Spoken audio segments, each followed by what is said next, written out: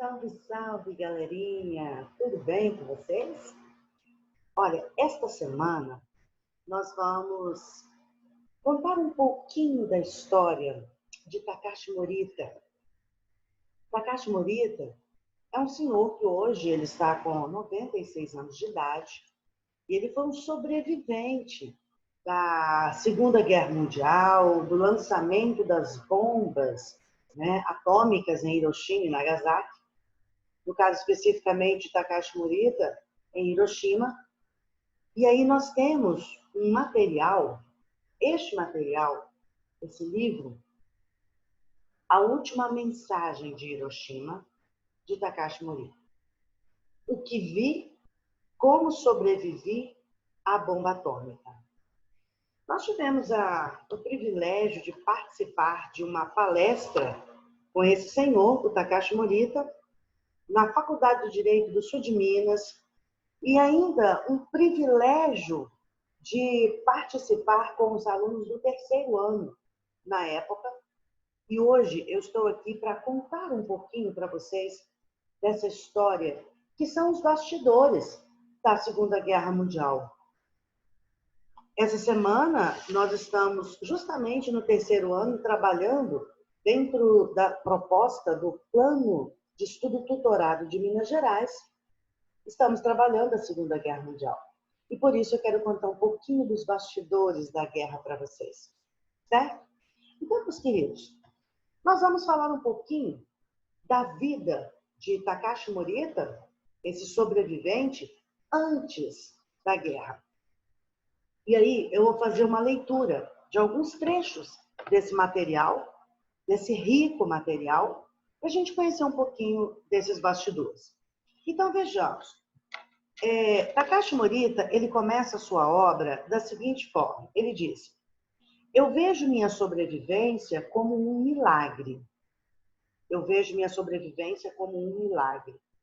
Ele disse que, ao longo da minha vida, estive diante dos piores atos que um ser humano pode cometer contra um semelhante.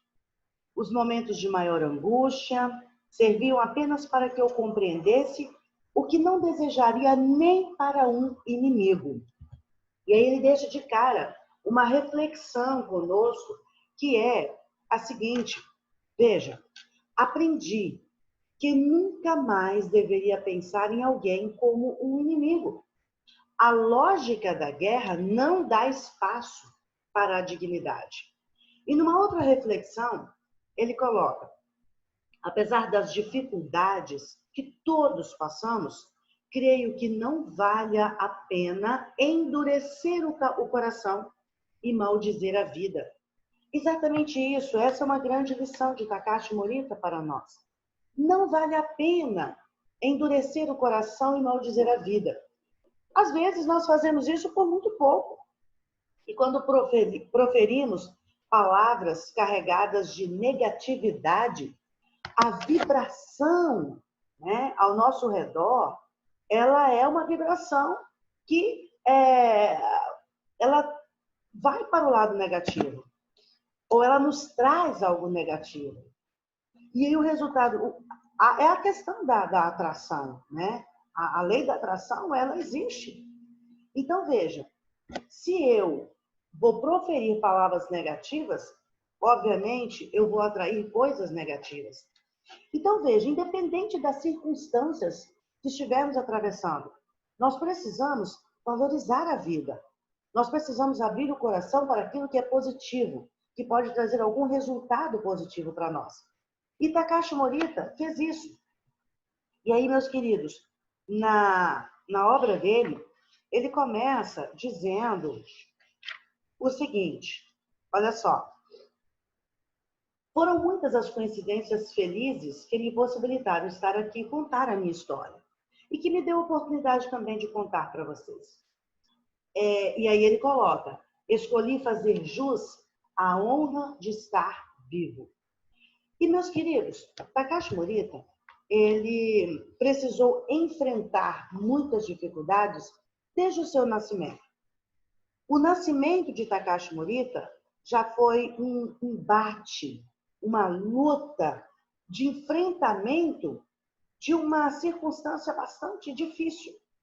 Ele disse que estava atravessado no ventre da mãe dele.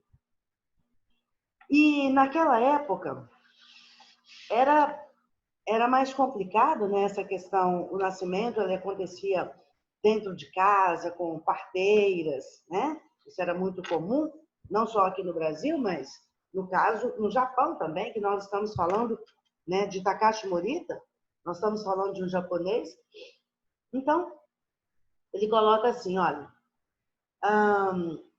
era 2 de março de 1924, na vila de Sagotani, interior da província de Hiroshima. Na casa da família Morita, nasceu o 5º filho de Matsuemon e Torano. Então, veja, Takashi Morita era o 5º filho desse casal, Matsuemon e Torano. O parto transcorreu com muitas complicações. Eu estava mal posicionado dentro do ventre de minha mãe, o que dificultou a conclusão do trabalho da parteira. Na esperança de salvar a vida, salvar a mulher, né, salvar a mãe, pois acreditava ser impossível salvar a criança, a parteira chamou o único médico da vila, que era o Dr. Okamoto. Após conseguir me retirar do ventre de minha mãe, o Dr. Okamoto deu seu trabalho como concluído, como cumprido. O próprio médico estava descrente de que eu poderia sobreviver. Eu, entretanto, não entregaria os pontos tão facilmente. Só que Takashi Morita não respirava. Ele não respirava. E aí o médico deu ele como morto. E enrolou o Takashi Morita, né, num pano e o colocou longe de sua mãe. Mas acontece que Matsuemon, que era o pai de Takashi Morita, e que tinha acompanhado o parto, né, de todos os seus outros filhos, porque ele já tinha filhos, inclusive nascido nos Estados Unidos, porque ele foi um imigrante, né? Ele foi para os Estados Unidos para tentar a vida e ganhar dinheiro, enviar para o Japão para a família, para sustentar a família, diante das dificuldades que eles viviam no Japão. Então, ele teve filhos nos Estados Unidos. E Takashi Morita agora era o 5º filho desse casal. E Matsuemon, ele acompanhou o parto e ele queria saber qual era o estado da esposa, queria conhecer o filho, então ele entrou no quarto. Um pai, ele não desiste do filho assim tão facilmente. Ah, não respirou, então está morto. Só que Matsuemon não desistiu. Matsuemon foi lá, viu que a criança não respirava, e aí ele pega a criança pelo pezinho, coloca a criança, né, de cabeça para baixo, dá uns tapinhas no bumbum da criança, e aí a criança respira. Takashi respira. E nesse momento o sinal é o choro. Então ele chora pela primeira vez. Só que agora é um choro de vida, é um choro de alegria, né? Então, meus queridos, ele fala no seu depoimento, ele coloca o seguinte, olha, de uma hora para outra, ele foi dado como morto, mas logo num instante o pai dele chegou e o salvou. Aí ele coloca, talvez eu tivesse morrido ali. Foi nesse momento que alguém salvou minha vida. E essa é outra lição para nós. Em algum momento, alguém pode estar precisando da nossa ajuda, de uma palavra, né, de um gesto, e a gente não pode imediatamente dar àquela pessoa como morta, né, acabada, sem perspectiva, né, se dirigir a ela sem perspectiva. Não. É necessário que a gente leve algo de positivo, porque isso pode salvar uma vida. Então, Takashi Morita, ele coloca que naquele momento ele chorou e foi o choro da vida. Meus queridos, e aí voltando um pouquinho na história do pai de Takashi Morita, vocês vão observar, deixei essa frase aí para vocês, que eu achei bem interessante. Ele tinha ido para os Estados Unidos, né, como eu disse para vocês, e naquela época ele encontrou lá uma terra longínqua, né? Ele encontrou muitos imigrantes nos Estados Unidos, uma língua diferente, uma cultura diferente, e ele não tinha exatamente uma profissão, o Matsuemon, que era o pai de Takashi Morita. Então ele passou a realizar trabalhos braçais nos Estados Unidos. E aí chegou a construir ferrovias, ao lado de muitos outros japoneses. Essa é uma questão que nós vivenciamos ainda hoje, que é a questão das migrações, dos povos que se deslocam pelo mundo, né, e encontram dificuldades em países com cultura completamente diferente, vivem um sentimento de abandono e um sentimento de inferioridade frente a situações, né, que são postas. Existe a questão da xenofobia, que é essa aversão que se sente pelo estrangeiro, né, por aquilo que vem de fora. Então, tudo isso faz com que as dificuldades, né, aumentem o sofrimento, o preconceito aumenta o sofrimento. E essa é uma situação que nós vivemos ainda hoje. Mas o interessante é que Matsuemi, lá nos Estados Unidos, aos 27 anos de idade, voltando um pouquinho antes do nascimento de Takashi, né? Matsuemi, então, aos 27 anos de idade, ele decide que precisa começar a sua própria descendência. Então, ele precisa de encontrar uma esposa. E, meus queridos, nessa época, o casamento, ele era escolhido pelos pais, né? O casamento era escolhido a partir de uma fotografia. Então, olha, uma esposa deveria ser escolhida e aprovada por sua família, e até o casamento, os noivos não deveriam se encontrar. Então, havia esse costume aí que eu deixei na tela para vocês, né? O costume do casamento por fotografia. Como é que isso acontecia? A família do rapaz, né, interessado, a família do rapaz, os pais, é que vão escolher a noiva para o rapaz, né? Vão escolher a futura esposa do herdeiro. E essa escolha, ela é feita por uma fotografia. E interessante observar que, no caso de Matsuemi, a família dele escolheu a chamada Torano. Torano, a futura esposa de Matsuemi. Torano era a filha mais velha de uma família que havia exercido importantes cargos públicos na vila. Torano deveria, então, seguir rumo aos Estados Unidos, onde estava Matsuemi, para iniciar sua vida ao lado do marido, que até o momento conhecia apenas por foto. E ela vai. Chegando lá, no porto de Los Angeles, então ela estava segurando, ansiosa, a fotografia do futuro esposo, procurando o seu rosto entre os que esperavam pelos viajantes. Levou um tempo até reconhecer Matsuemi, porque a fotografia que tinha nas mãos era de um rosto mais jovem, né, do que aquele que se apresentava à sua frente. Ela estranhou muito o aspecto queimado da pele de Matsuemi. Mas acontece, meus queridos, que Matsuemi também estranhou, né, Torano, porque era uma jovem baixinha, né, bem baixinha, e afinal ele estava acostumado a conviver com as moças altas e loiras norte-americanas. Então, os dois se estranharam.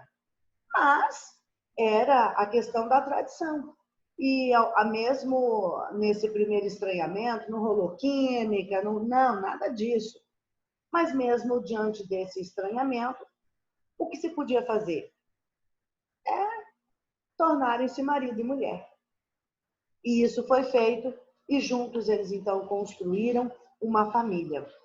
E dentre os filhos que Matsuemi teve, Takashi Morita, que é o autor dessa obra, que é o sobrevivente dessas bombas atômicas, né? Foi o quinto filho da família. Então, ele continua a história dele e fala que depois de um tempo, né, Matsuemi, o pai dele, volta para o Japão e ele tem que voltar para a vida de lavrador, né? Eles até tinham um comércio, meus queridos, mas esse comércio não prosperou pelo fato de a maioria dos vizinhos ser composta de parentes e aí comprarem fiado. Então, eles não tiveram condições de prosperar com o comércio. Então, eles foram morar numa escola, num complexo escolar, onde o pai de Takashi conseguiu um emprego depois. E Takashi Morita, aos 4 anos de idade, ele ficava deslumbrado, né, com aquele prédio, ficava deslumbrado com o tamanho da área, com as flores, né, com tudo que aquele prédio proporcionava. É a questão da inocência. Para ele, não era uma questão de estar ali por falta de condições de moradia. Para ele, aquele era um lugar legal. Aquele era um lugar que ele brincava, né? Aquele era o lugar dele. E aí tem um conceito importante, que é o conceito de lugar para nós. Lugar, o conceito de lugar, ele traz a ideia de sentimento, de pertencimento, daquilo que faz parte de mim. E aquele era o lugar de Takashi Morita aos 4 anos de idade. Então ele admirava muito tudo que tinha naquele lugar. E aí ele coloca como é bela a evolução da vida ao observar, né, a transformação da lagarta para a borboleta. Ele fala como é bela a evolução da vida e como é belo também o crescimento dos seres vivos. Então essa é outra realidade que acontece conosco, a questão de a correria, né, do dia a dia nos afasta muitas vezes de participarmos, né, do crescimento, por exemplo, dos nossos filhos, né, de percebermos o outro que está próximo de nós. Então a gente precisa tomar cuidado com essas questões. E para finalizar, meus queridos, Takashi ele coloca o seguinte, que quando chegou a vez de estudar, ele disse: ingressei em uma escola primária que ficava no centro da cidade, né? Desde o colégio, ou melhor, desde a primeira educação que recebemos em casa e nas escolas, aprendemos que aquela coisa do espírito japonês, né? Fomos ensinados desde cedo a honrar nossas origens, o que envolve amor à pátria, respeito à hierarquia, respeito à tradição, né? E naquela época, para o caso específico de Takashi, no Japão tinha aquela questão da devoção irrestrita ao imperador, né? Porque o imperador japonês ele era visto como uma divindade. Então, valores muito importantes nesse sentido também eram no Japão a questão da lealdade, da coragem, que é uma característica importante dos grandes samurais, né? Queridos, e aí Takashi Morita, durante a infância, durante a vida, ele passou por outras dificuldades, ele teve pneumonia, mas venceu essa pneumonia. Mas ele fala, naquela época, a grande preocupação era o rendimento escolar, como que o filho estava indo na escola, né? Essa coisa. Mas o pior ainda viria, né? O inferno ainda seria instalado em Hiroshima. E aí, meus queridos, ele coloca que naquela época o Japão ele tinha aquela ideia de expansionismo, né? E isso, expansionismo militar mesmo, expansionismo militar. Por quê? O objetivo do Japão era anexar outros territórios da Ásia Oriental. E qual que era a ideia? Por que anexar outros territórios? Para garantir a sua expansão econômica, para garantir a sua segurança militar, né? Para garantir a liderança dos territórios. Então, o povo japonês, em resposta, tendia cada vez mais ao militarismo. E aí, meus queridos, ouvia-se muito no Japão expressões naquela época como país de deuses, divino imperador, líder da Ásia. E essa questão estava impregnada nas pessoas desde crianças, né? Eles já estavam sendo preparados para essa situação. E Takashi Morita coloca, quando eu tinha 10 anos, meu pai decidiu sair do emprego na escola missionária, e aí eles foram morar em Funairi. Havia então mais 2 membros na família, aí já tinham nascido, né, a Kira e a caçula Emiko, e o objetivo de Takashi Morita era continuar os estudos, mas o pai dele acreditou que era mais importante aprender um ofício. Então, dessa forma, quando ele concluiu o ensino básico, aos 12 anos, ele foi mandado pelo seu pai para ser aprendiz em uma relojoaria. Então, começava uma nova etapa na vida de Takashi Morita.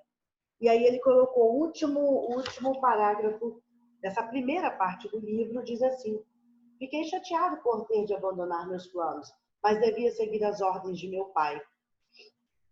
Mal sabia eu que esse problema seria muito pequeno perto do que viria a acontecer no futuro. E o que viria a acontecer no futuro? Nós sabemos.